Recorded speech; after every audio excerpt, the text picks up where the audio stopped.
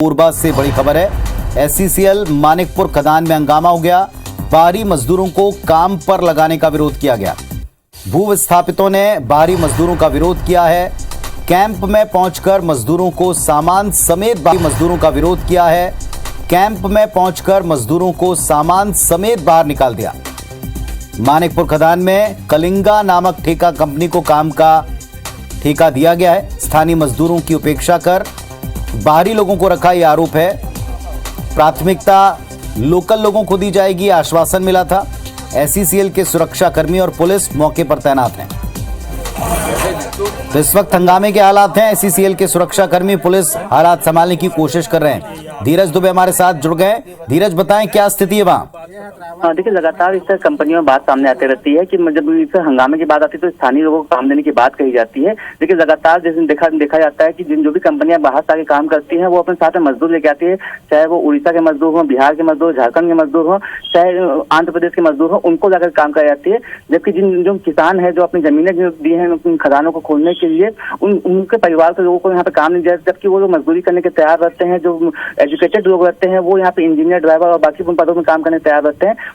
बावजूद उनको प्राथमिकता न देते हुए बाहरी लोगों को काम कराया जाता है। ऐसा ही मामला आज सामने आया जिस तरह में कि जो मानिकपुर के कलिंगा नामक जो ठेका कंपनी है वहाँ पे जो लोग पहुंचे और यहाँ पे काम लोगों का साफ तौर पर कहना है कि कंपनी सितंबर से स्थापित हो गई है और उसके बाद में आज काम देंगे, परसों काम देंगे। और जब उन्होंने 2-4 दिन पहले पता किया तो उसके बाद पता चला कि उड़ीसा से मजदूरों को लाकर यहाँ काम कराया जा रहा है, जिसके बाद उनका गुस्सा फूट पड़ा। जो मजदूर वहाँ काम करते थे उनके बैरक पहुंचे, उनके सामानों को बाहर निकाल दिया। हंगामे की स्थिति को देखते हुए जो मानिकपुर पुलिस और जो वहाँ पे स्थानीय सुरक्षा कर्मी वो वहाँ पहुंचे हैं और एसएसएल के अधिकारी और जो कंपनी के लोग हैं वो समझाई देने का प्रयास किए हैं। हालांकि आश्वासन दिया जा रहा है कि आने वाले समय में जो स्थानीय लोग रहेंगे उनको भी काम पर रखा जाएगा और इस तरह की बात की जाएगी, लेकिन लोग यहाँ पे ठोस आश्वासन की मांग कर रहे हैं। हालात अभी संभल पाए हैं या हंगामा अभी भी जारी है?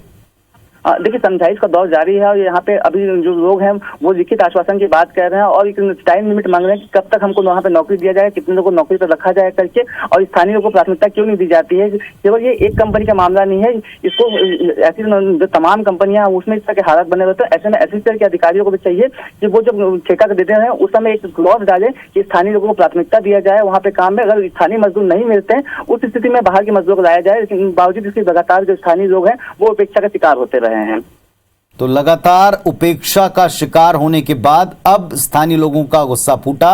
बाहरी मजदूरों के सामान को बाहर फेंककर विरोध प्रदर्शित किया है। हालात संभालने के लिए पुलिस पहुंची है। शुक्रिया आपका धीरज, जानकारी के लिए।